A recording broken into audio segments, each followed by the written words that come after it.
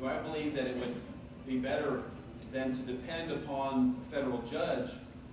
Would it be better for the state legislatures and the state and the governor and elsewise to assert their 10th Amendment prerogatives, meaning that this is a power that's reserved to the states?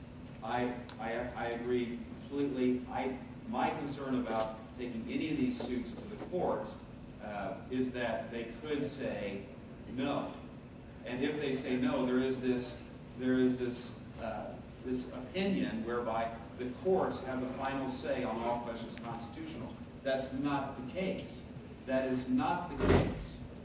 And I worked for 12 years to try to make sure that people understood that each branch of the federal government, as well as the states, are obligated to uphold the United States Constitution. And in fact, state legislators and state officers, governor, attorney general, everyone else, takes an oath to uphold not only the state constitution, but an oath according to Article 6 of the Constitution to uphold the United States Constitution.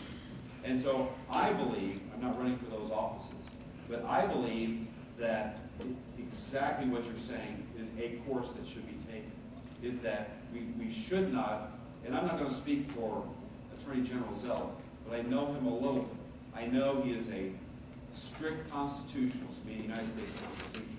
This may have been in the back of his mind as he waited until recently to make this decision, because he understands, he's an attorney, he's a very bright man, and he understands that there is the possibility that the courts could come back and side against the states, side against the American people, and the American people would believe there's no recourse. There is recourse.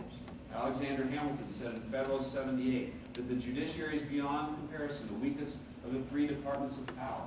It can be said to have neither force nor will, but merely judgment, and can take no active resolution whatever, and must ultimately depend upon the aid of the executive arm, even for the efficacy of its judgments. And what he was trying to assure people is that these unelected, unaccountable, potentially life-tenured people in black robes have very, very limited constitutional authority, and we should not look to them to answer all questions constitutional. So, I actually believe that what you're saying is exactly the route that should be pursued as well, and that we should, as a people, become more attuned to the elective offices exercising these prerogatives and depending much less on the courts to settle things.